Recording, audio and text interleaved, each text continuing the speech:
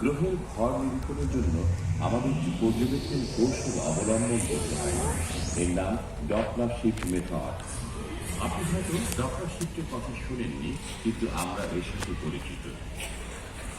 শব্দের উৎস কার্যকর হলে ডপলার শিফট ঘটে।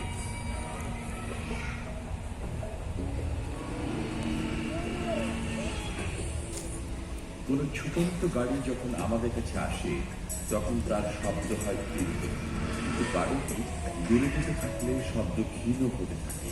প্রকৃতপক্ষে গাড়ির ইঞ্জিনের শব্দের কোনো পরিবর্তন হয় না, কিন্তু শব্দ তরঙ্গ আমাদের কাছে এলে সেটি জোরালো হয় এবং দূরে গেলে ক্রমশ বিস্তৃত হয়। জোরালো থেকে ক্ষীণ হয়ে আসা শব্দের এই পরিবর্তন আমরা শুনি। আমরা মূলত শব্দ তরঙ্গের ডপলার শিফট শুনতে পাই। ডপলার শিফটের সাথে আলোক তরঙ্গের সম্পর্ক আছে। মূল নক্ষত্রের স্পন্দনের চেয়ে এর কক্ষপথে ঘূর্ণায়মান গ্রহের স্পন্দন তুলনামূলকভাবে কম। নক্ষত্রের কম্পনে আলোক তরঙ্গের দৈর্ঘ্যের পরিবর্তন আমরা নির্ণয় করতে পারি। পৃথিবীর থেকে নক্ষত্রের কম্পনের তুলনায় এর তরঙ্গ দৈর্ঘ্য কম, কিন্তু পৃথিবী থেকে নক্ষত্রের দিকে কম্পনের তরঙ্গ দৈর্ঘ্য বেশি। কম্পনের ফলে নক্ষত্রের তরঙ্গ দৈর্ঘ্য কিভাবে পরিবর্তিত হয় আমরা তার কক্ষপথে ঘূর্ণায়মান গ্রহের ভর পরিমাপ করে নির্ণয় করতে পারি।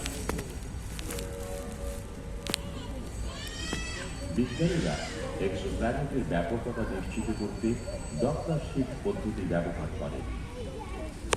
1995 সালে প্রথম এক্সোপ্ল্যানেট আবিষ্কৃত হয়। এটি সূর্য থেকে 50 আলোকবর্ষ দূরে পেগাসাস নক্ষত্রমণ্ডলের দিকে অবস্থিত। তার 51টি বেগার সিগন্যাল সর্বপ্রথম বৃহস্পতির মতো বিশাল গ্যাসীয় এক্সোপ্ল্যানেট খুঁজে পায়। এতে এক্সোপ্ল্যানেটের বিশ্বে সাধারণ দণ্ডের সৃষ্টি করে। চলুন 51 পেগাসিটি ঘুরে আসি।